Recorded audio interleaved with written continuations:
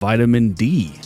I'm going to go here with this one. I'm going I supplement. changed my rating. creatine. Many years ago when I took creatine when I was natty, there was a point where I was natty. What? I know. It's amazing. Kratom. I had to go with underrated just because I think that people still don't know about it. Mm-hmm. I haven't taken anything that works as good as a Mind Bullet. Fadogia, Agrestis, and Tongkat Ali. My nuts were so strong. I shove it down her mouth every morning, man. The greens. The greens. My bad. TRT. Where is this fucking overrated? We got some more overrated and underrated to go over, right? Oh, yes. This is But part 2. you asked a very interesting question on our walk today, and I don't understand where it came from. But I guess we were talking about cold plunging a little bit, so maybe it came from there. But Yeah. where did that question come from? I don't fucking know. We were just walking around talking shit. And then I was curious if you guys would, if you had the choice and the technology was flawless, like you're not going to die, would you get cryogenically frozen for X amount of years? This could be 5 years, 10 years. You'd get unfrozen at the same age, right? But the only thing that would change is the time period. So we're 2023, maybe we'd be in 2033, but we'd be us right now. And maybe you can have, your family come with you or whatever. Would you get frozen? It's interesting because how different of a question is it between that and so you're frozen and you're going to be the same age. Yes. So technically it wouldn't be all that different than just going into the future. Although a couple of years would pass. Mm-hmm. Going into the future, I guess technically a couple of years would pass too, but it would just be, you just go right into the future, right? Yeah. I would say that no, I wouldn't want to because I really enjoy the life I have now. And I don't know, if I put myself on pause and came back, where's everybody else? What are they doing? I mean, I know my wife would be gone, she'd be she would be upgrading. She'd find a younger man and that would be, but my kids would, they would disown me and probably, I don't know, maybe they wouldn't. You would technically come out of it a younger man because the rest of the world has aged and you didn't. That's true. Mm-hmm. That's true. It's a tough one, man. Because my wife would be like, your money's gone, you fucking asshole. I'd be like, what the hell? I thought you loved me. What happened? I don't think I would do it, but let's say that we're 15 years away from something that can actually truly slow down your aging. Let's say we're 15 years away from that right now. In 15 years, you're going to be 62. Right? Yeah. 40. In 15 years, you're going to be 52. Somewhere, I don't know. I'll be 45, right? But what if we froze right now and then we're unfrozen right once the de-aging drug or the massively slow down aging drug is out? Then we'd start that drug younger. I'm adding too many things in, but... Yeah. Well, that's the whole point of doing this sort of thing. But then why do you want to live forever? I want to live for a long time, man. Yeah. But I want to live good for a long time. Yeah, I get that. Whoa, okay, you know what? Before we get into overrated, underrated, now this is another thing. If you could live for let's say, an extra 200 years. It's a long time. But nobody else would be able to do it with you that you love. Would you do it? That means you could live another 200 years, but everybody else would they'd be probably gone. But you'd still be here doing your thing, lifting, having fun. You'd be crushing it. Hey, I would do it for the fame. If no one else has access to that, I'd want to be the 247-year-old guy or whatever. No one you care about. That's the asterisk. But no one you care about. I still get to be famous. That's the longest living person. I care a lot about you. That's all you need. Yeah, exactly. Yeah. I'll get interviewed all the time. Be great. How are you doing it? What are you doing to stay so healthy? And I'd be like, I'm just eating my eggs and having my within you protein. There you go. Dog, if you'd it have was so many followers because you'd be just around longer. See? Your IG would be insane. That's what I'm saying. If it was only you, government would swoop you up so fast. After you're 100 years and you still looking the same, the government, you'd be gone. They'd take your blood. Yeah. You'd be in a research, you'd be in a lab. Yeah. Straight up. Yeah, would you guys do it? Let us know. If other people could have access to that technology, but no one you love. So your mom, your dogs, your girl, your guy, they'd all be dead. But you'd be here. Would you do it? I don't know. You'd have to go through cycles of people dying. Yeah. You know, that would suck. That would really suck. If I was with my ex-wife still, I'd be like, I just got to wait this out. I love how you just throw shade at exes. It's like, fuck you. But, now that I'm not, I don't think I would. Same, man. Yo. If I was in my last one, I'd be like, fuck, take me, Jesus. Take me now, Lord. All right.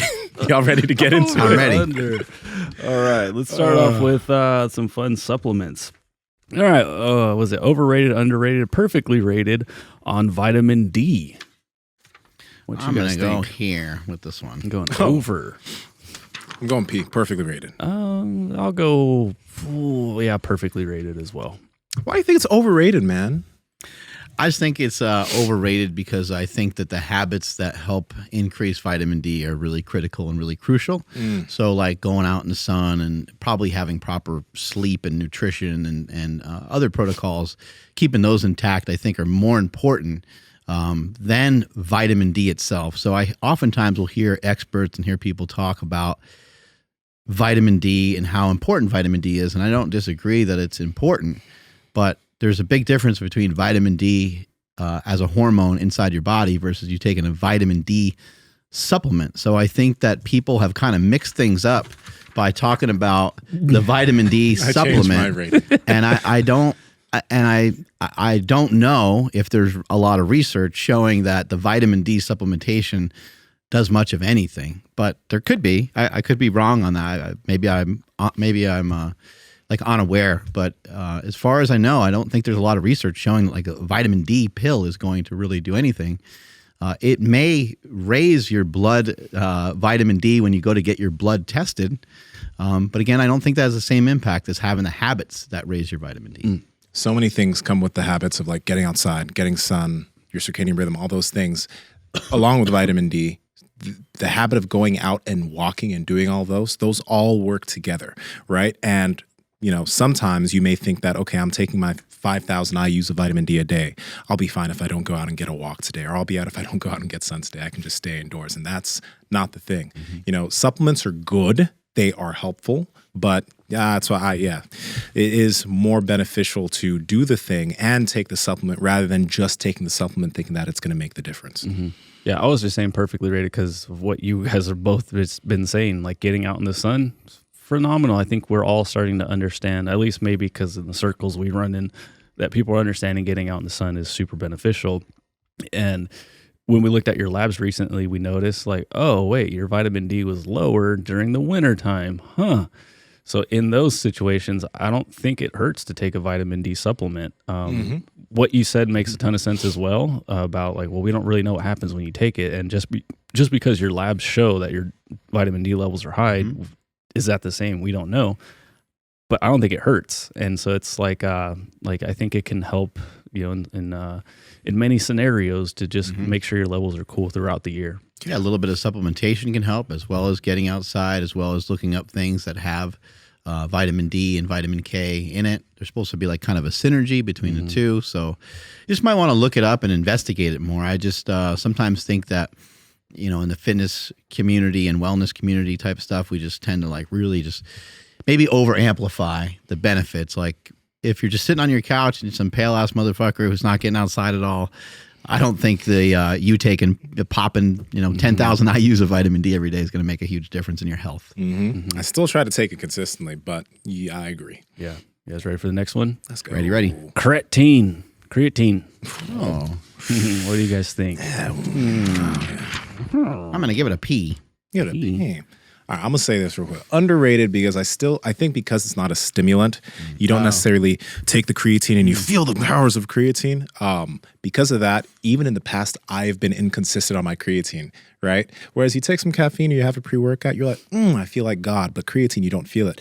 But it has those effects after like a few weeks of use. You know what I mean? You will have better pumps in the gym. You have better workouts in the gym. It is the most researched supplement on the market and it is the cheapest. So it's like, take your fucking creatine, even if you don't feel it. I think it's underrated. I remember I came home from work one day and my wife goes, "Oh, your creatine came." And she kind of slid it across the counter and I was like, I didn't order creatine. And right as I said that, Jake comes walking in the door. Nice. I slide it back across the table, and I'm like, what the fuck is this? I learned it from watching you. No, he just had this grin on his face. He's like, yeah, I ordered some creatine. But I take creatine. I've been taking it for a while now, and I've always thought it had benefit. Sometimes when you hear from guys like me that use performance-enhancing drugs, like, nothing works, nothing does anything. But I think creatine has some application, and why not use some of it here and there? I just think it's helpful. Yeah, I mean, I guess I'd have to say underrated, because what you just said, Nsima, like, you don't feel it, and you know, it's not like a caffeine. It's not like anything that you're gonna take and instantly feel. This is tasteless white powder. Yeah, you literally don't recognize it in anything you take. What a great marketing scheme. Right? Yeah. So You're that's not going to really actually feel it, yeah, but it's doing something. But no. Actually, maybe I'll even go overrated, because there are some like supplement companies that will mix it in with stuff and then be like, oh, super pump, whatever. They don't do that anymore. They do, but they're bullshitting you. They try to make like creatine nitrate and So that's what I'm saying. That's where I was like, maybe I'll go overrated. Complex. Yeah. Because it's not going to do that. But I don't think, just kind of like what I said with vitamin D, there's no harm. I don't know if you guys ever mentioned this, or ever noticed this, but many years ago when I took creatine when I was natty, there was a point where I was natty. What? I know. It's amazing. I remember taking creatine and feeling my muscles and being like, I think my muscles are fucking harder. Like, I thought it made a difference. It felt like it made a difference. Have either one of you guys ever noticed like a noticeable, like, marked difference in anything? After like a few days, pumps are better, and I am literally fuller because I'm holding on to more water. My muscles are more hydrated. So yeah, after a period of taking it, you do. But the thing is like, it's not something that you will take it and feel. Right. You just got to get into the habit of just putting it in something, whether it's your coffee or water, whatever, and just taking it each day. Yeah, I've never really noticed anything. Next up, being honest, yeah. Oh, my phone went to sleep. Oh no! What happened? Okay, next one. Omega-3s. Are you guys hot, by the way? Do you need me to turn the air on? No, I'm good. I feel okay. Right. Omega-3s is actually, I will say, underrated. I don't even know what omega-3s are. I've mainly started taking them because of Charles Poliquin. I'll just put it here. You're talking about just like fish oil capsules? Fish oil capsules. I said over.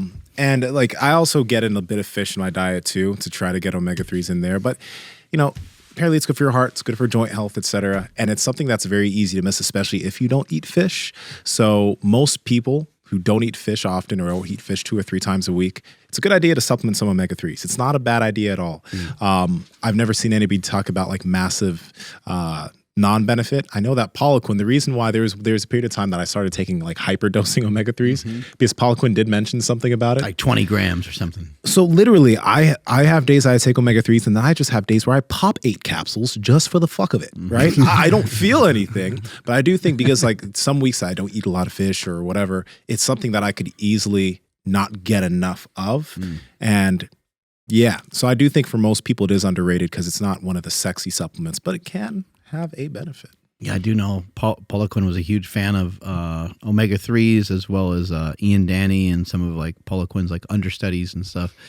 But when it comes to like these different fats, it's hard for me to make sense of like, like our hunter-gatherers like really needing like access to so many different sources of food, like, I need salmon today, like you got what you got, right? And I don't know the human body can like make certain things and stuff like that, but I don't think it's like critical by any means, but it does seem to be some research, showing that it could be like heart protective and stuff like that. We have had a couple people on the show talking against it. That is true. I can't remember exactly who we had on, but we've had a couple people who've talked kind of poorly about it. One thing to consider with fish, and this is something that people have been mentioning a lot more recently, is just like the world we live in now is pretty toxic, and they consider the ocean to be toxic soup, basically. So the fish that we eat are, they're not the same as they used to be. A lot of times the fish that we have access to and things like that, they're farm-fed fish and they're not wild fish and things like that. So I'm just not a huge proponent of fish oil. I've taken it many times over the years, haven't noticed a ton of differences. I'll just kind of finish on this point, though. A lot of people do swear by it, and they believe that it can help with inflammation. And some people even think it can help a lot with gut health. Yeah, I'll just say overrated because I think fish is overrated, and therefore omega-3s are now overrated. I dig it. I don't need any reason for it. Next one.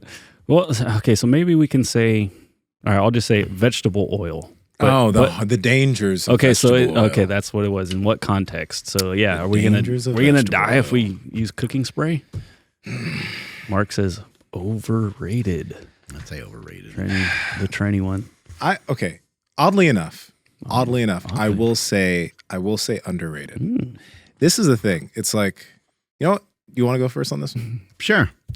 We've talked to a lot of people. We've had, I still get hit up by past guests that we had for people to come on the show and talk about this more, but like I really can't take any more of it because I just think it's like too much out in the weeds, I think that sometime in the future we will find out more about some of these things. I don't think they're detrimental. However, I do think that processed foods are a problem, and this is where we see a lot of these seed oils in a lot of the products that we consume. I think Lane Norton's done a good job of pointing out that I always talk about like carbs, or in the past I talked a lot about lowering your carbs, but a lot of these things that have carbs in them, they also have fats in them. Something like a Ritz cracker or Cheez-It or something like that. It has a good amount of calories coming from fat. And a lot of times those fat calories are coming from these oils. And so it'd be easy to blame those oils on like, hey, look at this soybean oil or canola oil. Like this is the devil. But again, I think if you're eating healthy and you're eating reasonable amounts of food and you're not overeating, then anything that might come into the body that would be toxic, I think the body can handle pretty well. I think the body's designed for that. So that would be where I go with that one. Adjusting my rating to perfectly rated. And this is the reason why, like, when a lot of people do talk about vegetable oils, they try to like put a lot of things as the vegetable oil is the reason why this is happening. And like you mentioned, I don't necessarily think that's the reason. I think there can be an overconsumption because a lot of people do eat food out a lot, and a lot of food is just basked in that shit. Personally, I do avoid using vegetable oils at home. And I know that when I eat out, I'm going to get vegetable oil in it, but like I'm cool with that. But one thing I notice, especially when I eat, like when I eat out, I don't feel as good the next day. It also depends on like what I eat, but like you also might be eating more when you go out. But I understand eating a little your bit point. more. But like when I eat some of these foods that I know are really oily, etc., I don't feel as good as when I cook certain things at home. And so it happens that when I cook at home, I eat a lot of fat, but I don't use vegetable oil. I can cook a lot of stuff without the use of it. So the thing is I think it is something to keep your eye on. It doesn't mean that you need to get rid of all vegetable oils or think that this is the one thing that's going to change your health, but there's no harm in avoiding it. And it's not difficult to avoid vegetable oil. So I choose not to just because of the things that I've heard. And there can be a benefit to that, but I don't think it is the one big reason. There's so many other habits that we talked about on the show that are going to lead to way worse outcomes, like snacking a lot, overconsumption, not getting sleep, right? These are bigger pillars above avoiding vegetable oil. So, I think it's perfectly rated. Yeah, I would say it's perfectly rated as well. One thing, like for myself, I've gotten rid of like, I use the example of cooking spray. So I don't know if that comes equipped with like other things. But I noticed that since I got rid of that, like my stomach has been a lot better. Like it's been improving a lot, but using butter instead of like a cooking spray or something, vegetable oil, whatever you want to call it, I feel a little bit better. Like it was a noticeable difference to never want to use anything else. And again, I know that could be something in cooking spray because like I don't even remember what kind, like Pam or whatever it is, the nonstick stuff. But yeah, I took it out and I felt better. So I think it's perfectly rated because you can learn like what products have vegetable oils and just avoid them and see how you feel. Yeah. And if you feel better or you don't feel a difference, then you can bring them back and then see how you feel. Okay, you feel the same. Like, well, okay, you're good. You don't need to have to worry about it. But what you said is huge, though, is because if we cook at home, my son, he eats what we put in front of him. He'll eat steak and he's fucking having a great time. My wife took him yesterday to a restaurant and they had just plain pork tacos, right? So nothing crazy, just some tacos. Yeah. This morning he woke up with a very upset stomach and it's like, oh shit, like what happened? What did we change? It's like, oh, like we did eat you guys ate, outside of the house. It's like, well, we don't know exactly what that was cooked in. So maybe the vegetable oil that was used to, prep whatever it was part of that meal, like kind of upset his stomach. So again, I think it's perfectly rated because it can jack some people up and for other people, it doesn't matter, but I don't think it's going to kill or, you know what I mean? Like some people that we've had on the podcast, it was like the end of the world if you had vegetable oil. And it's like, well, maybe for some people, not for everybody. I would kind of put it in a similar category as like diet soda and things like that. Like if you're currently eating something that has some sort of vegetable oil in it, but it's productive in keeping you on your diet plan, which is probably highly unlikely. But if you're able to still stay on your diet plan and you're able to still be at like either maintenance calories or be in a caloric deficit, please don't change anything about what it is you're doing, because I think that's your safest bet, is to figure out a way to manage your calories. But most of the time, these products are kind of more in a category of promoting overeating. All right, next topic. Our supplement, Kratom. Overrated, underrated, perfectly rated. Oh, man. Put that at a P. I had to go with underrated just because I think that people still don't know about it. Still don't know about the amazing properties of this plant. And of course, you could fucking overdo it. We've, seen people overdo it. I know people overdone it. I've overdone it myself in like even like testing it out and things like that and trying to make sure it's, somewhat safe for people. But, I do think people need to have caution with any of the supplements that are going to kind of like be brain oriented, just because you hear that alpha GPC, is a great nootropic, or any of these stimulants of the mind and stuff like that too. I think all of them kind of fall in a category of, and even caffeine and energy drinks and pre-workouts and stuff like that. They feel good. It's good to feel good, but then you also have to kind of recognize, hey, if something's going to make you feel good, there's probably some negative in there somewhere. So, so there's give and take with everything. I myself try to use Kratom as responsibly as I can. We have some of it sitting on the table right here, and I'll take tiny sips of it. When I go and run, I'll take tiny sips of it. Sometimes before a workout, I'll take tiny sips of it. And that adds up quick. That's going to add up to be a lot. So I have to be conscious and cautious of how much of it I take. We have people that call often. They'll call our customer service with Mind Bullet, and they'll say, hey, is this product addictive? And we'll say, yes, it is. And some people will be like, okay, thanks, and that's it.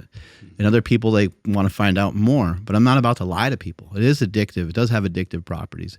It does make you feel good. So even in that of itself, because it makes you feel good, you're going to want to come back for more. Yeah. And so there is a little caution with it, but I still think it's underrated because so many people are in so much pain, and the opioid crisis in this country is wild. So many people are dying from opioids, and I think that Kratom can really be helpful to a lot of people. I just convinced Nsima to down a bottle. It's a third. This thing, I think it's a third bottle.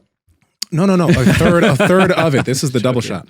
This thing, Kratom feels really fucking good, and that's like almost the problem. Like when you take a lot of things you don't feel, as we were mentioning earlier, right? Yeah, a lot of things. Creatine, like you creatine, don't feel it. You don't Protein feel powder. It. Protein don't feel it. Kratom, it feels really good because like the distinct thing about it, and we've mentioned this multiple times, and we mention it to guests because guests will come onto the podcast and they'll take a little bit. We'll always tell them, you feel like you want to give somebody a hug, or I feel like I want to give my mom a call and tell her I love her. It puts you in a really good mood. Now, I've never gotten addicted to it. I take it like, I forgot to take it today. And when you were mentioning, I'm like, let me take a little bit and feel a little bit good. But because it makes you feel good, you want to seek that feeling good all the time. And then you can definitely overdo it. That's why, you said you're taking it every other day now. I'm taking it like every few days too, because even though you can feel really good, overdoing it is not good. Right? So you got to be cognizant about how you do certain things. Even fucking that energy drink right there. You know what I mean? Like I won't have that thing after a certain time of the day. you know, like, but it feels good, but it doesn't make you feel as good as that. But that's the thing. It's like, you need to be careful, but with careful use, I think it's so beneficial. Before my last jiu-jitsu tournament, I was taking sips of it. I took a sip of it in the morning, and I was taking a few sips before each match just to put me in a very happy, good mood, because I roll better when I feel a little bit better, right? So it can definitely have performance-enhancing effects because of your mood. But when you try to seek that feeling with a supplement all the time, that's when you're in a problem. So you gotta be smart. You gotta be smart. And anything that's going to help blunt pain, which Mind Bullet Kratom can do. Yes. Again, there's a cost to that too. We know there's a cost to taking aspirin and ibuprofen and these things. So you always want to have a little bit of caution with it. It's a great product, and it can help put you in a good mood. It can help block a little bit of pain. It could help maybe relax you in certain situations. But do your best to try to be in control of that. Yeah, I'll say underrated because you do some research online, and it quickly goes to it's great for addicts. It's like an opiate or whatever. All these things like for pain, and it's like, well, shit, dude. Like, I'm not an addict. I don't have that much pain. Like, I don't think this is for me. Meanwhile, this person is going to go to work, go to the office. They're going to do something that requires a lot of focus. And oh my gosh, when it comes to like getting in the flow state or zoning in and getting a lot of work done, I haven't taken anything that works as good as a Mind Bullet. Now I might take it once or twice a month. Like, I don't really take it that often. I've never felt a dependency on it. But I do like it a lot for getting a lot of work done. It does put you in a really good mood. I would say the most I was taking it was back when I was doing a lot of the Hustlemania videos, because those took a long time to put together. But I would just sit there and listen to music for like 4 hours, just loving the beats that I would put into those videos. And that was such a huge part of that whole series. And people would always comment about like, oh, I can't believe you put, whatever song on this video. That's so dope. And so it just really puts you in the zone, and it really makes you enjoy what you're doing. And that doesn't necessarily have to be a physical thing. It can be something that you're working on, like at a desk or writing. Oh my gosh, I can't imagine how good it would be while trying to write stuff down and get some other work done. So yeah, I think it's underrated because I don't think that's the first thing that people go to is like the productivity boost that you get when you take it. You want to get the dishes done and laundry done? Take some Kratom. Yeah. All right, let's see. Oh, this is a great one because you mentioned it, Mark. Over, under, perfectly rated on protein powder. Oh man. I'm gonna go with the under. Underrated all around. Yeah. I think so protein powder, for some people that maybe are kind of unaware, like protein powder has changed so much over the years. When I first started, like with like Metrex and stuff like that, like, man, protein powder was not very good. It tasted pretty gross. Yeah, I remember. And you had to mix it with like a lot of different things to like try to blunt the flavor, and you had to it's like a chemistry set to try to figure out how to make the thing taste halfway decent. Nowadays, you can just add some water or add your favorite kind of milk to your protein shake it up or blend it up, and it can be absolutely amazing.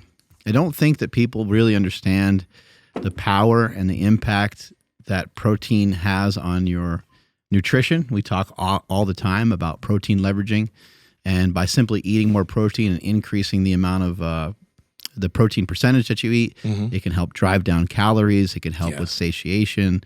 And then another thing that a protein shake does that's a little different than maybe some other things that you have access to is it's going to, sometimes when you're on a diet plan, you don't have a lot of sweet stuff. Maybe you have diet soda here and there or something like that. But most of the things that you eat, you're going to be eating different kinds of chicken, different kinds of fish, vegetables, maybe some red meat, maybe some eggs. And most of the things are pretty like savory. And to kind of flip everything on its head, now, with a good protein powder, you can have a good chocolate flavor. You can mix PB2 in there and have a chocolate peanut butter thing going on, or whatever your favorite style is. So I really love it for multiple reasons. It's helped so many people that I know lose weight. And there's so many options. I have my own protein powders and stuff like that, but there's literally hundreds of companies that you can go to and try some different brands and try some different flavors. Yeah, it's a crazy one. Last podcast, Andrew mentioned, having a protein shake before you eat a meal, right? So that like you have that protein shake and then you eat your meal. Like sometimes if you are dieting, you might feel super hungry. You might want something that's like super calorically dense, but you have a protein shake first. It doesn't drive your hunger nearly as much. You actually feel like, okay, let me be reasonable with this meal I'm about to have. For some people that are like, oh, I can't get in the protein I need to get in. We do know, obviously, you don't need a protein shake if you can get it through meat. But sometimes the amount of meat or protein you'll have to eat is a little bit too much. It's like you'll feel too full. Protein shakes make it super easy to get in that extra 30, 40, 50, 60, 70 grams of protein without without taxing the actual food you have to eat so much. So I think it's like protein shakes are underrated because I still don't think people use them as much as you potentially could. And then, guys, get the Ninja Creamy. I won't go on too long. Get the Ninja Creamy because you can make some really good protein ice cream that actually has the texture of ice cream with it. It's so good. It's so good. To show people how to use that thing, man. That thing is incredible. Oh. That thing is absolutely incredible. And protein powders nowadays too, they don't kill your stomach. They used to be like, hey, this is a sure bet. I'm going to shit myself. Yep. I'm going to have some really hot farts and they're going to stink really bad. But a lot of the protein powders of today, they have a lot less lactose in them. You can even buy ones that are lactose free. I've had a lot of people have a lot of success with the steak shake. They really like it a lot. It doesn't bother their stomach as much. It's got beef protein isolate, has egg, it has whey in it. Those are all three of the most bioavailable amino acids that you can get from any foods. So you might want to look into a product like that. I also am making another steak shake version that doesn't even have whey in it. So it literally is, it just has beef protein isolate. I think I took out whey, I took out the egg. I got rid of all allergens completely. Because Andrew told me a while back that his wife got some food allergies here and there. And I was like, you know what? There's a lot of people that have that. So I want it to be gluten-free, soy-free, whey-free, dairy-free, just bare bones. So it'll be beef protein isolate, collagen, and then it'll still have liver, kidney, heart, spleen, pancreas, and all that stuff in it to give it the extra nutrients. So curious how that's going to taste. That's probably really good. Fucking awesome. Yeah, is? We nailed it, yeah. Are you just going to call it No Way? That's a good idea. Oh man! Now we got to wait to publish this episode. Yeah, way underrated. Way underrated. Yeah, I'll just go on the fact that they taste amazing. Like when people go on a diet, they feel like, oh, I have to eat salads all day and I can't have fun. There's so many amazing things that you can make with protein powder. I mean, literally anything almost. You could bake cakes with it or make muffins or something. You can make protein cookies.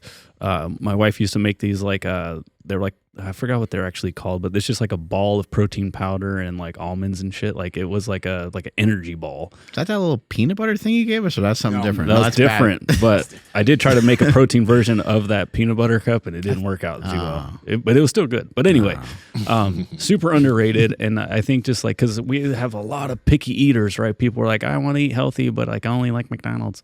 It's like, well, you just make the ice cream protein stuff or whatever. Greg Doucette has a bunch of recipes that you can make with protein powders. It's no way. I can't do his voice. You got to be more like the bird from what you call it. It's what's his red bird from fucking Aladdin? Oh, I don't know. He's kind of Gilbert Godfrey. That's it. Yeah. All right, let's move on. Protein powder. Everybody go have a protein shake today. Fadogia agrestis and Tongkat Ali. Yo, actually, I'm gonna say underrated. Boo. I know Mark's gonna disagree with me on this one. Boo. All right, let me say this. Yo, I took that combo consistently for 2 months. After week 1, okay, no, it didn't increase my test drastically. Like whatever, it increases my luteinizing hormone fourfold. Increased my luteinizing hormone a lot, actually. And I still take Tongkat and Fadogia like every week, but not every single day.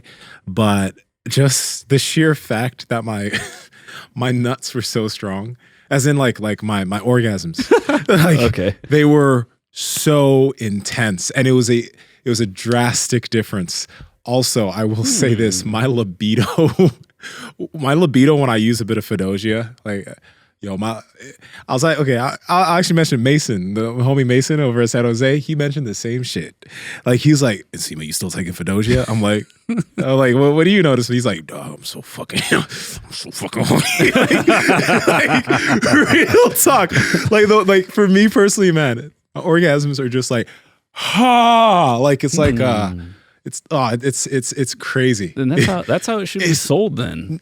It should be sold for that, because I'm just like, you just convinced me. I'm gonna start taking it. My shit could hit another wall, dog. Oh, that's the best. Just off of that, I don't give a fuck about the test. Like, I don't. Underrated for sure. For sure. I'm changing my vote. Now, I just say overrated simply because people get so excited about testosterone. That's true. Raising testosterone, and then I think they think there's a correlation to the same impact as you'd have with steroids. And I don't know if there's anybody out there claiming that or saying that. We've heard Andrew Huberman talk about Fadogia a lot, and I need to stock up. We've heard other people talk about it a bunch, and sold out. And even as beneficial as it may be, it's not. I don't believe it's going to be like performance enhancing in terms of your performance in a weight room, but apparently it might be performance enhancing in some other way. And that alone might be a reason to take it. I mean, fuck, man, what's wrong with having a little bit better sex drive and being able to put out a little bit more force? Yeah. So then with that in mind, I'll say it's overrated, but overrated because maybe it's not being marketed the correct way, which, could be just like a bedroom enhancing supplement. Yo. Sounds great. It feels crazy, dog. Like, shit really does. Yeah. It's wild. Cool. You guys ready to move on? Let's go. Moving on. All right. Green supplements. I'll say it. Underrated from Nsima. Mark Bale. Marky Moo. I think with some of these Fadogia supplements, you can't tell what's like legit on Overrated. Amazon. I say underrated just because, like, I personally don't eat a crazy amount of greens. I don't like get that in my diet naturally. But I've been using some athletic greens, and I've noticed a bit of a difference. I use it every single morning, and it's like it allows me to get in the things that I typically don't get in from the food I eat. And it's simple. It's just a very fucking easy thing. I can add it to a protein shake, or I can just take it in the morning. And I've noticed the difference myself. So I think for a lot of people that don't eat their fucking greens, which I maybe should, but I don't. It's just an easy, put it in 20 seconds, get it in, move on with your day. Right? I actually meant to hold up underrated. Oh, okay. But I messed up. So I think just a lot of these things are just underrated simply because people just need better health practices. Yeah. Do Americans need to find more micronutrients and not have such macronutrient dense foods? Yeah, 100%. So if you can find a way to get in some good micronutrients where the calories aren't through the roof, then amen, brother. I think that's great. And hopefully they're mixing in some other stuff in that shake that is, making it worthwhile for them. Maybe they're adding some protein to it or something like that. Side note, Joel Green also has, if you guys have gone through his book, which I haven't gone through his book, it's so dense, but he talks about the red blends and all these different things and how the benefit on the gut microbiome and all that shit. I haven't gone that deep. I've just been using the athletic green stuff, but I dig it. I think if you go down that route, there's probably some benefit there. So yeah, I'll say underrated. Because my wife, she's always trying to get me to eat vegetables and stuff, and I'm like, I'm not going to eat them. And so this is like a super easy way, and it's underrated because like you think greens and powder, and like I don't know, have you guys ever had spirulina powder before? I've had it, yeah. It's pretty terrible. Yeah. These athletic green stuff don't taste anything like that. They don't taste bad. Kind of like the protein powders back in the day. Like things have changed, and along with, like if you're going to be in the habit of taking a green supplement, you're probably going to get into a habit of taking other good things. And so it's going to start pushing you towards this direction instead of like having donuts for breakfast, right? Like you might become a better person from simply just getting better habits. And this could be, I know that sounds like a lot, like, you're be a better person, but like, no, like you overall, you have these better habits. You're now walking, you're eating right, and you're covering all your bases with some greens. Yeah. My girl fucking hates it. I shove it down her mouth every morning, man. The greens. The greens. My bad. I love you. It's kind of acting as like a multivitamin too in some way, right? Yeah. Power Project family, if you're trying to increase your muscle mass, if you're trying to lose body fat, if you're trying to stick to your nutrition plan, if you're trying to get fit, pretty much if there's anything you're trying to do for your health, we know that sleep is the biggest determining factor to help you get from point A to point B. That's why we've been sleeping on 8 Sleep mattresses for probably more than 2 years now. And the main reason is the technology behind the Pod Pro.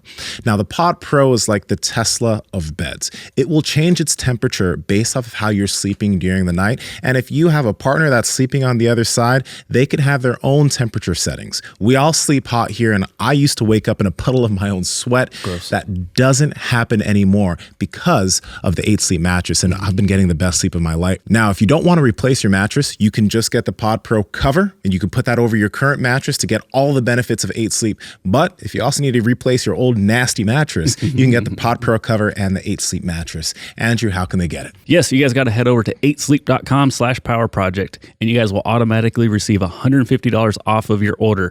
Again, 8sleep.com/powerproject. Links to them down in the description as well as the podcast show notes. All right, then we'll flip it to the other side. Fruit, is it overrated, underrated, perfectly rated. Underrated. Underrated, yeah, underrated for sure. Yeah, I think fruit's underrated because it's it's everywhere. It's easily accessible. You just don't hear people talk about it enough. Fructose. Fruit juice, you might want to be cautious and conscious of how much of that you consume. But in terms of like actual fruit, eating an apple, is going to be a little bit filling. Eating a banana, having these things around your workouts. I found it really beneficial around some of the runs that I've been doing. Mm-hmm. Dude, it's massively underrated, I think. A lot like people talk about, don't go crazy with carbs or sweets or whatever, right? And there is an aspect if you don't want to go too crazy with the amount of carbs you eat a day, but like having some fruit, it'll fill you up a bit. Like the fiber in the fruit, you won't be going crazy on apples or whatever. Or like I'm going to go home and don't make the stupid jokes in the comments, but I'm going to cut up some fucking watermelon because it's hydrating and it's not crazy calorie dense, right? What jokes would people have about watermelon? You know the obvious ones. Let's not even go in there, all right? But you don't get seedless watermelon? I don't even know what the watermelon I get is. I don't know it has seeds. Are you talking about because the girls crush it with their legs? I've never been able to do that, actually. Have you ever tried it? I haven't. You should Actually, I think I have tried it once years ago, and I think I pulled something in my adductor. So no. I wasn't. But I think these girls are cheating because they use like the watermelon that's a little bit almost like it's been there for a while. It's softer. Yeah. I just questioning their strength. Mm-hmm. Let's see how it feels on my head. Performance enhancing watermelon. Dude, I think watermelon in and of itself is an underrated fruit because Absolutely. it tastes super good. And one thing too, I love it. I found that I've started eating more fruit over the years as I've started getting away from like sweet snacks and stuff. Mm-hmm. And you start to realize how good it is when you're not eating hyper palatable fucking sweets. You're like, damn, this apple is actually fucking amazing. Mm-hmm. You start to like really appreciate that shit. So. Yeah. And then watermelon, you could eat like the whole thing and it has like 50 calories. Right? But like because there's so much water, you actually will feel full eating a decent amount of watermelon. And it's not a crazy amount of calories. Yeah. And it's sweet. This is a little bit hippie-ish, but go to a farmer's market and get some fruit. Mm-hmm. It'll be so goddamn good. And try something different. Like if you're like, man, I don't know what the hell that is, ask the person what it is, buy it, try it. Sometimes it's gross and weird. Every once in a while it's gross and weird, but you'll probably find something that's absolutely amazing. Yeah, you guys ever hit up the like the Mexicans with the carts that are selling like the chopped up fruit? They throw like, dude, oh my god, dude, it's so good. Yeah, they throw like spicy powder all over it. I do that with the watermelon. Amazing. Yeah, it's so good. Yeah, I just crushed an entire bowl of berries, and dude. So I have like my big breakfast, and then I have some berries throughout the day or in the middle of the day, dinner at night, and then probably some more fruit after that. Mm-hmm. It's just. They're so good. It's so underrated. My son crushes them. People will say like, they want to give him sweets, and I'm like, no, like he eats fruit. Like that's the sweets right now, and he loves it. It's amazing. Berries are also like a little bit of a freebie on certain diet plans. Some people are just like, hey, have at it. Mm-hmm. You could just eat as many as you want. Now, they do have some calories, but they mainly have water and fiber. Yeah. So you have like a pound of strawberries and it's like 100 calories or something. Like it's nothing. Yeah. Moving on. This is a good one. Energy drinks / pre-workouts. I'll have to go with. Here we go. Overrated. Yeah. Overrated. Yeah, I just overrated in the sense that like seems like every kid that gets in the weight room like loves these things. You know, they seem to be so attached to them, and then some people, it kind of appears like they can't even really work out without it. And I think that's getting yourself into a bad spot. Absolutely. You know, especially if you're younger, you gotta be careful. I mean, I did some of the same shit, but like you have this stuff too late in the day, it's fucking with your sleep, and your sleep is the biggest part of your recovery. When's the last time you had like an actual pre-workout?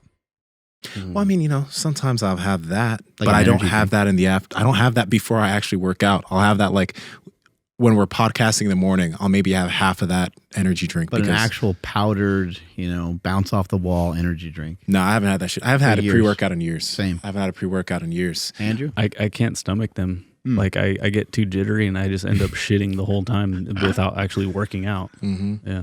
I think, that's a kind of a good habit for us because like now we just associate working out with working out, not like we need our pre-workout. Right. I'm not telling you guys not to get pre-workouts, but just be careful because there was a time when I was in my early 20s where like if I didn't have my pre-workout, I got to the gym and shit wasn't in my car, I'd be like, fuck, bro. Like it would really hurt the soul. Yeah. Right?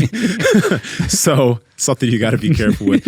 And another thing, again, really be careful with these. Like our boy Wyatt Oh man. had 0-2, man. these guys are drinking 3 of these Gorilla Mind energy drinks a day. That's 600 milligrams of caffeine, 3,000 L. It's a lot of stims, like bro. 6 and 7 p.m. at night. I'm like, oh. Be careful. It's not bad, but it's also don't overdo it. Please. Yeah, You got to protect your sleep. Yes, because the half-life and then Don't y'all feel old? You have to protect your Oh, sleep, yeah. youngin. yeah, but the half-life and then quarter life of I forgot what guest just told us that. Joey Fergal's half-life is 11 hours. So, Bergless. yeah. Bergless. Bergless. Joey Fergless. Yeah, the half-life and quarter life. I was like, damn, that's 12 hours. That's tough. Yeah. All right. So yeah, no caffeine after let's go 11 over it. a.m. All right. So we have a whole nother section. We're 45 minutes deep. Do you guys want to keep going? Let's finish this. Okay. All right. Well, here we go. Hot fitness topics. Red light therapy. What do we got? What do we got? What do we got? I What do we truly got? say underrated. Underrated. I'll go here. Yeah. I think it's underrated because, like, okay, there's a reason why, like, I don't talk a crazy amount about red light therapy, even though I have 2 Juve devices at home. It's because it's so fringe and it's such a hard thing to, like, tell people the benefits of. Like, you mentioned it, people are like, you're bullshitting me. Fuck you, you fucking scam artist. I'm like, I'm just never going to talk about this. I've been using. Who are you talking to? Oh my gosh. No. Whenever really mean to you. Whenever I've mentioned red light therapy, even though there's a lot of research about it, it actually is beneficial for you. It is a price to it. And it's something hard to tell somebody, like it's not at the top of the list of something I'd tell somebody to do to really increase their performance, but it does have good effects on inflammation. It does have good effects on your hormones. It is beneficial. Your skin. I use my fucking device 5 days a week, but I'm not going to tell somebody you have to do this, but is it beneficial? Yes. Is it something that is going to be hard for somebody to believe that actually works? It's red light. So yes, I do think it's underrated, but it is what it is. I've seen it be, I said overrated only just because, there's people just like hawking the product. And Yep. I do think it has value, but unfortunately, the price is still pretty high. I think it's coming down, which is nice, but it's fairly expensive. And I don't really know if people are going to really feel it. Maybe some people do, but I don't know if you're going to really feel it. And for myself, I like to feel stuff. The cold therapy, I'm like, no, I feel that. Yeah. Going into the sauna, I feel that. Going into my hot tub, I feel that. Kratom, I feel that. Those are all the things that I can actually like feel and quantify. But when it comes to the red light, I don't really feel it. But I have noticed some improvements on some stuff. I've had like different issues with like skin. The blisters I had on my feet recently, it seemed like they recovered faster when I did use the red light therapy. My wife's had like little injuries. I've had little injuries where I'm like, because I have one, I'm like, I might as well go use it. I'll just use it on my elbow or something, and I'll just stand in front of it for a couple minutes. Again, I'm not necessarily like, oh my God, my elbow, holy shit, like it's way better now after 3 minutes of the red light. It doesn't really feel like it has that impact, but it does seem to speed recovery in some way. So I think it's pretty cool. Added on that thing you mentioned about like skin cuts, all that type of shit. that shit does recover faster on me. Like, and I've noticed it. But again, it's not something I go talking about a crazy amount because people are going to be like, you're a crazy person with that shit. Nah, it's legit. But you don't need to go out and buy a device. You need to fucking get good sleep and all that shit. But it is a good additive. Mm-hmm. Yeah, I say underrated because when I do it, I do feel great. I don't do it enough. And the one thing, might be, so many other factors could come into this, but when I do use it, my son gets super excited and he wants to be in front of it. Could be just because it's a weird looking red light. But my dogs, they do the same. They go nuts and they just like want to get in front of it and just stand there or sit there. I mean, and I'm like, they don't do this for anything else. And I'm like, no, it's not that it's too cold in here and it, puts off some heat. I'm like, I think they're drawn to it because they like the way it feels as well. So that's like kind of like my biggest thing where I'm like, okay, there's something special here. My dogs do the same. That's if I leave the weird, door open and like they see the red light, they'll come in and they'll just sit right in front of me. They're fucking huskies, right? These things like to run, but they will just sit in front of me and just like, just stare. It's weird. So anyway, take that with what you will, but let's get on to the next one. Yeah. All right. Let's see. Well, okay. Longevity. So I guess maybe like biohacking type stuff. Or like Dave Asprey type stuff. I won't go on too long with this. Underrated. Why underrated? Underrated because I think that sometimes when we do certain things, and you might think I'm kind of stupid because like I talk about jujitsu, right? What's longevity? I think we should think of like the impact of the things we're going for in the long term. Because at least for me, the things I do right now, I want to be able to do them when I'm much older. So I'm doing things in a way that will allow me to last. I'm not going crazy with anything. I'm pushing myself, but not pushing myself to the point where I could get injured. I'm making sure that longevity is in mind with everything that I do, and I think we all are. I think that should just kind of maybe be at the top of mind for more people because you might love something right now, but think about this. Can you keep the capacity or can you keep this capacity for a while and will it do you good in the long run? If you keep that in mind, you might change the way you do things. And I think most of us don't think of things in that way. That's really well said. I just said overrated just because of the different biohacking stuff that you see and hear so much about it. Red light therapy. Yeah, I don't really think that's where somebody should start. And as Nsima was pointing out, even though he likes red light therapy, he mentioned the habits. We got to focus more on habits. And so if you are thinking about like longevity, that might be the best place to start is with your habits. And we already know that sleep is a major contributor. I think people still don't want to get their phones out of the room. They still don't want to get their phones out of their hands. They still don't want to listen to the advice of like, don't lay down and watch TV in your bed, and don't lay down in your bed and mess around with your phone. I think that like as humans, we kind of hate being kind of told what to do and especially what not to do. Sometimes like, fuck you, I'm going to do whatever I want.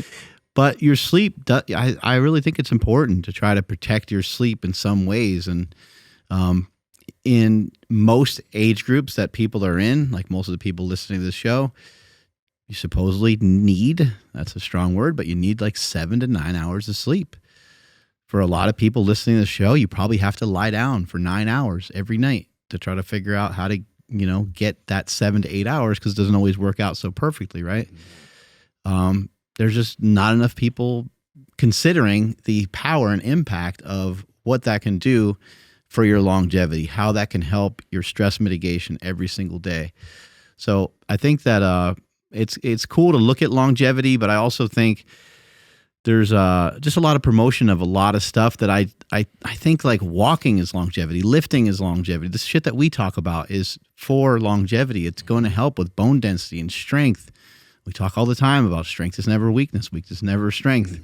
What's the number one thing that is the number one kind of ailment or number one thing that older people are facing? What's the difference between someone that's 75 years old that has 40 pounds of extra weight on them versus someone that's 25 years old and has the same amount of extra body weight on them? The person that's older has less muscle mass because they're not as strong anymore, because they're not moving around. It's not just the body fat. So we think that the country is getting fatter and fatter and fatter, and that kind of is happening to a certain extent, but people are also losing muscle. We're under-muscled. We don't have enough strength. You start to lose that muscle when you don't have the signal of strength. And so for me, I just think that sometimes we look at the longevity stuff in a really weird way. We think we need to buy some expensive equipment or machines and do these weird voodoo things. But if we just do simple stuff that people that been here long before us that had success with longevity have done, then I think we'll be on the right track. Mm-hmm. Yeah, I'll just quickly say like overrated, because what we were talking about on our run, like, you know, sometimes these people that focus on it are like, I don't want to gain too much muscle because it's not good for longevity. And it's like, yeah, I think we can all agree that that sounds a little silly. So moving on. Anyway, good one. TRT. Where is this fucking overrated? TRT, I'd say overrated as well. I just, again, you know, the internet gets a hold of these things and then it gets kind of passed around. And, you know, I think the TRT craze, I think, got kicked off from my brother's movie, Bigger, Stronger, Faster, where he talked about TRT clinics in the movie. And he even asked the guy in the movie, asked the doctor, he's like, you guys sell steroids, right? And the guy's like, no, not really. And my brother's like, no, but really you do sell steroids. And I think that people are just thinking that TRT is going to be like this magic thing that people do. But you're going to see a lot of these people, a lot of these men, these women that are talking a lot about TRT, probably not really make that big of changes. Mm-hmm. Again, it's going to be your habits. Your habits are going to be the things that are going to really, quote unquote, move the needle for you more so than anything. The TRT stuff can be really helpful. Obviously, balancing your hormones, optimizing your hormones. That is not what I'm talking about some of it being overrated. I just think that people think that they're going to take some TRT and that they're going to all of a sudden get in magnificent shape.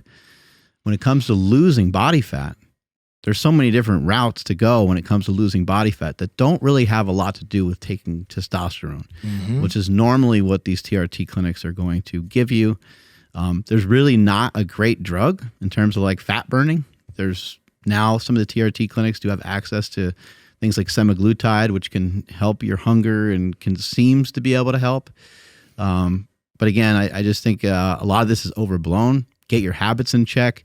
I would say even get your habits in check before you go to TRT. I would say get your blood work done. Go through Merrick Health. Get the blood panel that we offer. Check that stuff out. Communicate with the doctor. Communicate with the health coach and talk it over and see where your levels are. But I don't think you should go and hop on a bunch of drugs at that moment. I think you should get your habits intact first. Do that once you learn where your blood's at and start to make improvements there. And I bet you can improve your blood work without TRT. I read a comment last time we were talking about this from our boy Brian Boudreau. And he actually did get on TRT, but he was mentioning he wished he did that, like worked on his habits first. But this was a comment on our video recently all about testosterone. It was a podcast that we had a lot of different people on. From Blackjack's Armory. When I was 42, my test was 320. I'm 3 years full carnivore and I lost 50 pounds and I've put on 17 pounds of muscle in the last 2 years naturally. I work out every day and now my testosterone at 45 is 680. Yeah. I eat, work out, and sleep. It works. But y'all saw that 3 years? Mm-hmm. This is the thing. My testosterone is like, we got it checked in the midday, it was 700. His testosterone is not much away from mine, and he's 45. Damn. But guess what? His habits are in check. I think because TRT's become so popular, people have underestimated the amount of difference that good habits, good nutrition, working out, losing body fat can have on your test. That shit can take you from a person with low testosterone to a person with good to high testosterone. But it takes time. And the thing is like taking time is kind of sucks. Mm-hmm. You know what I mean? It kind of sucks, but in the long run, you're still going to be able to produce your own testosterone. I don't think TRT is bad. We know how beneficial and life-changing it can be for people. So many people in the audience have mentioned getting on TRT and it turning their life around. And that's fucking awesome. But not everybody needs TRT for that to happen. What you do need is you need to change your lifestyle habits, your nutritional habits, your sleep, if you change these things and you actually give yourself the time to do it and you're diligent, man, you can change your life. You don't, and then TRT is the card you can pull later in life. Mm-hmm. I may still pull that card when I'm like 50 or 60 or something. I don't want to have to, but if I do, I will fucking do it. But I'm definitely happy that I have the habits because of all the things we talk about that I don't have to pull that card at 30. Mm-hmm. Yeah. And just I'll add, TRT can ironically help you with those habits. You can. That's what I was gonna say. But you still need to work for it. You still need to do it. Like you've been working on it, and you've been doing it forever. Like you've been working on these things for a long time. So once you decided to do that and go that route, it wasn't like all this stuff was new for you. You weren't like, what? I can't drink beer anymore. I mean, these guys, they're thinking they're going to have their normal, weekend, playing golf and stuff like that, and still eat like shit, eat nachos and drink beer, and they're not going to make any real changes to their body, in my opinion. Yeah, no, I was just going to joke and be like, for that guy making that much progress natural would have made more progress if he did hop on. But You're right. The habits, though, would have to be there. So all I'll say is that, testosterone or TRT isn't everything, but it helps everything. If you start doing the things and then you add that in, then it's just going to boost everything. So I don't know if I would say underrated or perfectly rated, but I just think that, like I said, like it can help everything. And so it's like, if you're already on a good warpath and then you add this, it's like, holy shit, you're really, going at light speed now. But of course, habits have to be there. I think we've kind of stressed that quite a bit. And if you want it to help more, just take a little more. Just a little bit more. Next topic.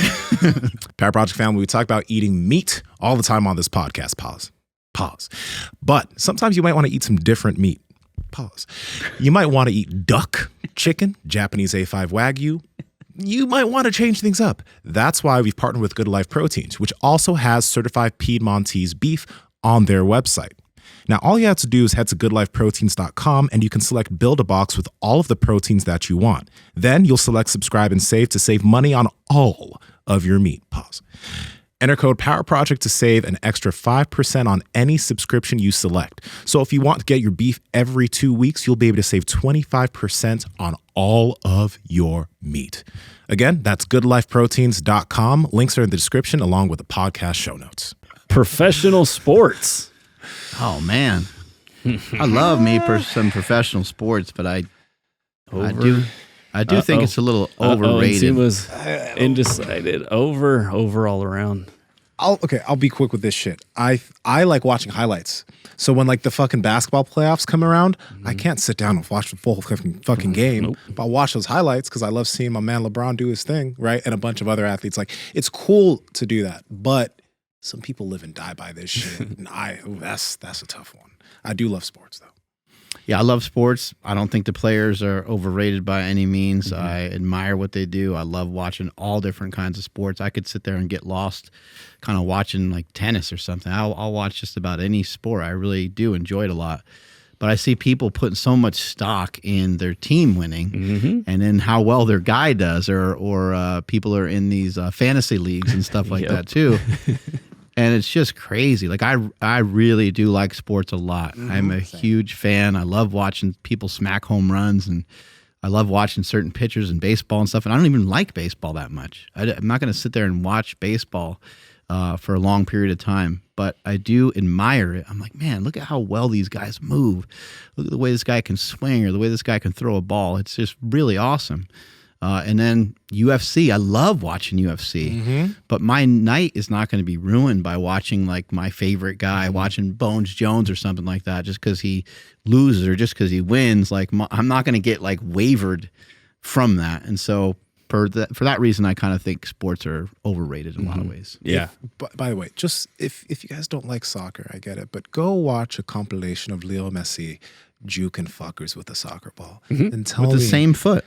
With the same foot, different feet, that man is the best ever. Isn't a lot of times he's just using the same foot though, right? Like he just uses, I forget which foot it is. I think he's left-footed, but he's as good as right as he is with his left. That's the thing with him. He's like, he has a dominant foot, but the way he moves, literally, because I played soccer for so long, I'll watch that shit and I'll just have tears well up a little bit because it's just beautiful, bro. So anyway. Yeah, way overrated. And that's coming from somebody who used to, I would wake up, sports radio all day long, and then I'd be on Twitter following all my favorite teams. Would your team losing ruin your week? My team losing would ruin everything. Like, especially in football season, if the Niners lost, I would just mad the whole week.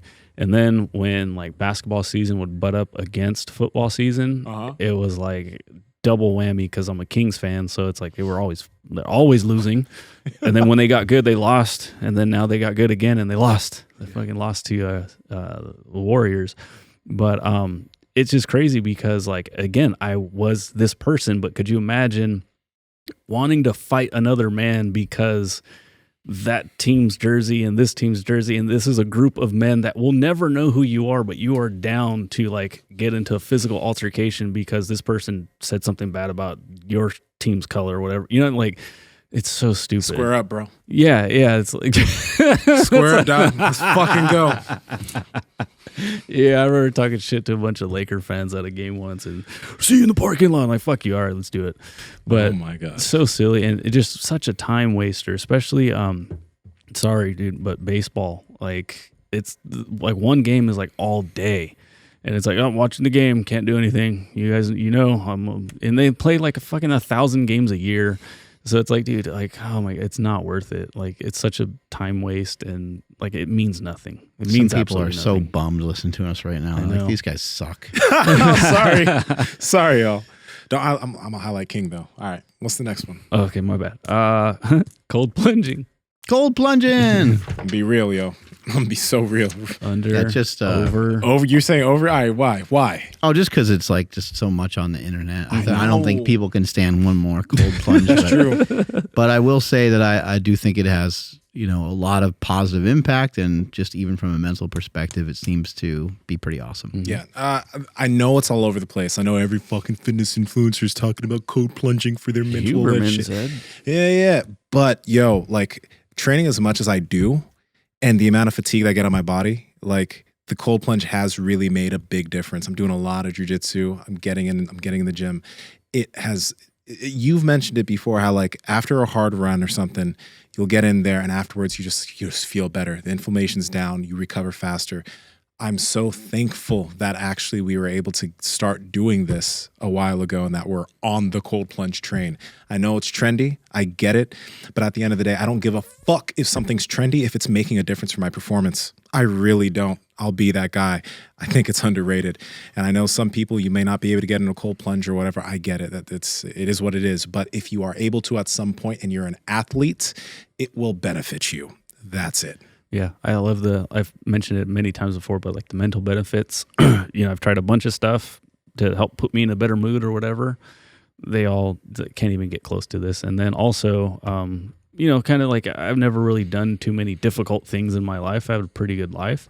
I noticed that like more people signed up in my division for my tournament coming up. And I'm like, these fuckers aren't getting into a cold plunge. And I jumped right in. Because I'm like, I'm doing the hard thing that they're not willing to do. I feel you. So there's like some mental I don't know if it's mental toughness, but there's some thing going on there where you're like, not a lot of people are willing to do this. I'm going to go do it right now. And then you come out of it and you feel like a freaking superhero. It feels incredible. Yeah. Cool. Sauna. I don't know anything about sauna, dude. Also underrated. Yeah, I would say underrated. Okay. I don't have a sauna at home. And I hope I want to get one soon. Plunge just came out with one, so I'm going to try to get my hands on that fucking sauna. But if there's a day that I'm not recovered well, or I'm feeling kind of fatigued, I'll go to this Asha spot in Sacramento. I'll go hop in a sauna. I'm able to get a good sweat in. It's able to replicate some type of exercise without me actually exercising. So, I feel like for older individuals especially, it could be a game changer to allow them to actually really sweat and breathe hard. Get their heart rate up a little bit. Get the heart rate up.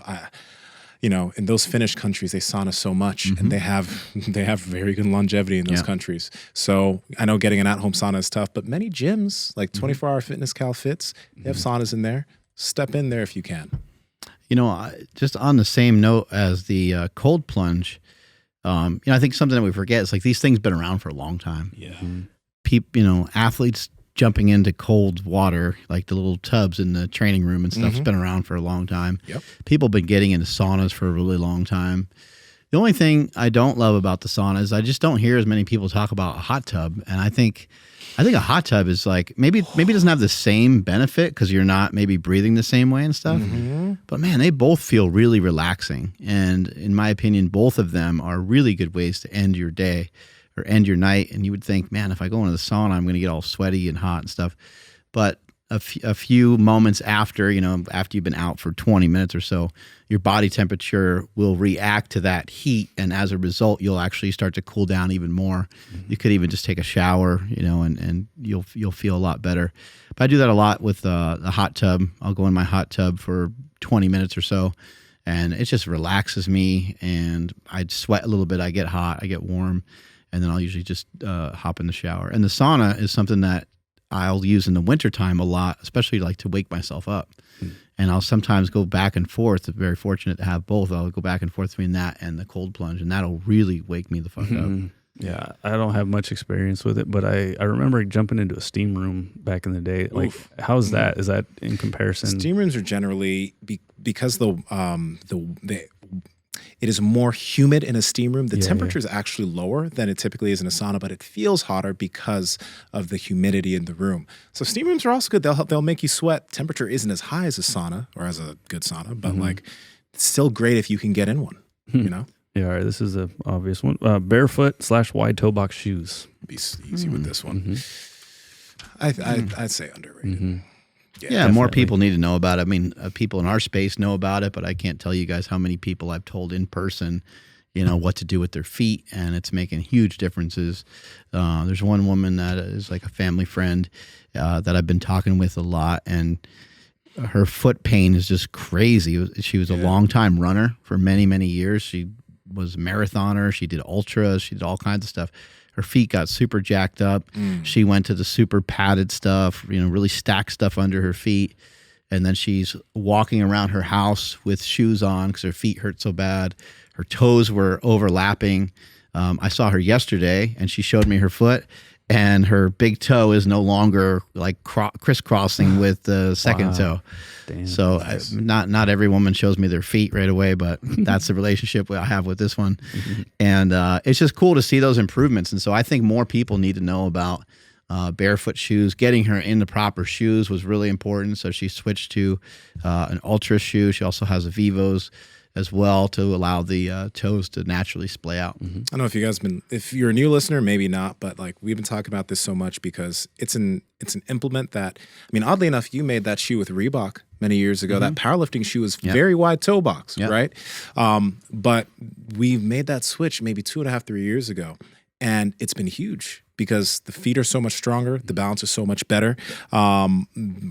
Everything has improved because the feet have gotten stronger. So I know that as I get older, right?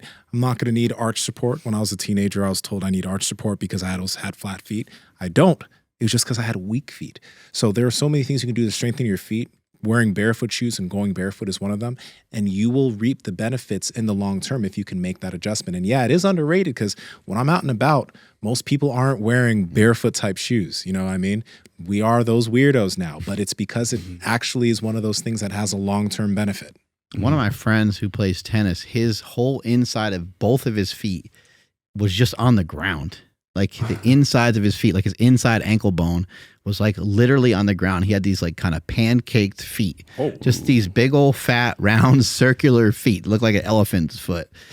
And he started practicing some of the WEX stuff with the rope flow. He started messing around with some of that, toe spacers, getting himself out of shoes, getting wide toe box shoes, and now his foot isn't completely like cured where he's got this like really amazing arch or anything, but he's been able to take his foot and pull his foot up with his own strength and keep an actual arch in there. And now he's playing tennis at a different level that he was playing. But he's already amazing at tennis, but he's a tennis instructor and he's showing people, how to play tennis and stuff like that. Now he's able to participate and go back and forth with these kids without having nearly as much pain. Right. So it sounds ridiculous, but it can have a huge impact. And imagine if it's having an impact on your foot, it's having an impact on your knee, on your hip, on your lower back, everywhere.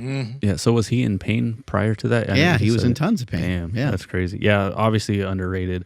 Everybody wants to wear high-heeled triangle-looking shoes because they look good, and they don't even consider that, like, oh, your feet aren't supposed to hurt all the time.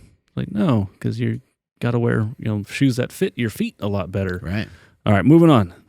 Natty or not. So I guess natty or not videos on the internet. Over for Mark Bale. Over all around. Yeah, I think they're fun, but like, to be perfectly honest, like it's tough. I get the fun of speculating on somebody, but I do think that, like, you don't know how long someone's been doing something. You know what I mean? Mm-hmm. And if popular people do think someone is doing that and then they're labeled like that, that's no good, because people have been doing shit for a long time. People have different genetics. So I don't know. They're fun videos, but I do think the stock and truth that people put into these videos are overrated. It's a little too gossipy for my liking. Yeah. And I kind of don't like seeing people try to drag other people down, so I don't dig it. Yeah. Yeah, I don't like the fact that somebody might be able to learn something from somebody, but because of a natty or not video and they're whatever claims to be natty and they're not, like, and then it's like, oh, throw everything out. It's like, well, fuck, what if there was something good there that could have, like, really helped you out? Yeah. Like, but you threw it all out because this natty or not video says that they're lying. I understand it's fun and it's like some entertainment and people are, kind of messing with each other. So I understand that people sometimes like watching that friction or hearing that friction. But yeah. People love drama. yeah, I don't like it personally. All right, here we go. Tren. Steroids. Overrated, underrated. Tren's perfect. I think people already know. Yeah. Yeah. Trent's perfectly rated. What do you think? Yeah, I don't even know where to go with this one. We got the Tren twins, dog. They're Yeah. twins. Yeah, I think Trend is it has a little too much behind it, and it is as powerful as advertised. Unfortunately, it's just fucking shitty for you. I want to read you guys a quick comment from Eric Lillybridge Jr., who commented. It hurts a lot of people. Yeah. It's not great. Ernie Lillybridge Jr. commented on the Pete Rubish podcast. Excellent interview and enjoyed it very much. Me personally, I don't like Tren. Mainly leads to injuries. It does have a bad reputation because people abuse the shit out of it, taking dosages fit for horses. If it was used correctly, say 10 to 20 milligrams daily / microdosing, you would be okay. I know the majority of believes Tren is the best for strength, but to me, it's not. There are other supplements out there that are superior with way less side effects, like Ment, aka Trestolone. For example, will blow Tren out of the water for strength. I don't know if I should have read that, but you can go to markbellspowerproduct.com, receive 50% off. All the mint. I think that's an oral steroid. That's not from me. That's from Ernie, guys. Okay, gotta figure out how to get me some. Yeah, man, I don't know anything about, like, I don't know Tren, but it seems like steroids get a bad rep on, like, in like public, I guess, media or whatever, because everyone thinks you're gonna get roid rage and you're gonna get a heart attack and stuff. And I know we have a lot of examples these days, but I don't know, man. It seems like that you can do them intelligently and kind of get a lot of benefits and not get too much sidetracked. But I don't know. I guess maybe I'll say perfectly rated, because, like, for those that abuse them, you get you get what you pay for, whatever. You know what I mean? Like, you did this to yourself, like, you know what's coming. If you do it smartly, maybe through a doctor, then you can use it responsibly. But Tren though, ew. Does it hurt when you have to inject that? How would I know? Allegedly, yeah. Does it hurt? Yeah. Any of the fast acting steroids, they all kind of hurt a little bit. So Tren is usually Tren that has a fast acting ester attached to it. You can get different kinds though. But yeah, it usually hurts a little bit. You guys don't need to go do Tren. No one needs to do Tren. Yeah, I don't think it's a good bet. Steroids are really interesting just in general, and steroid cycles are really interesting in general. And I think people will always be fascinated by them. They're always going to want to try to learn more about it. I think the negatives of it, have been overhyped for many, many years. But I think there still is a lot of caution associated with it. And for a guy that's 20 or 30 years old, just randomly hopping on some stuff, and it just, I always kind of think about, like, what are you going to do? What are you going to do next? Like, what's next after that? You just did this. This is a card that you played. Maybe it'd be better to hold that card back for a while until you might feel one day that you actually need it. But can you enjoy training? Can you make progress? Can you, have some good habits now and work through it? And, even with lifting, and something like a pre-workout, like just for God's sake, just go in the gym and just work out for like 10 minutes. Do a set of lat pull downs, do a set of tricep extensions, do some hammer curls, do 3 rounds of that. And then do you still need the pre-workout? You probably don't. You'll probably be inspired enough to just get going on your own. So, I started taking stuff when I was, in my mid 20s, 25 years old, but I already been lifting since I was about 12 years old. So I already had many years of lifting. I had some habits intact, and I felt like I was an adult. Wasn't living with my parents or anything like that. I was living on my own, and I was trying to make my own decisions, and I thought that was the best for me. And I don't have any regrets about it. I feel comfortable about it, but there are a lot of precautions, and you should research it a lot if you're going to ever take them. Let's go. I think that was it. Andrew, take us on out of here, buddy. Thank you, everybody, for checking out today's episode. Let us know what you guys think. Were we way off? Were we perfectly rated? Whatever it may be. And also let us know what you guys want us to rate on the next one. Make sure you guys hit that like button, subscribe, all that good stuff. Follow the podcast at MB Power Project all over the place. My Instagram is at I am Andrew Z. Nsima, where you at? Go join the Discord for some ways to win some shit. Uh-oh. So we're going to be giving some stuff away. What? And that's the only way you can join our Q&A at Nsima Inyang on Instagram and YouTube, at Nsima Inyang on TikTok and Twitter, Mark. At Mark Smelly Bell. Strength is never weakness. Weakness never strength. Catch you guys later. Bye. Oh, a little lubrication on that one. Yeah.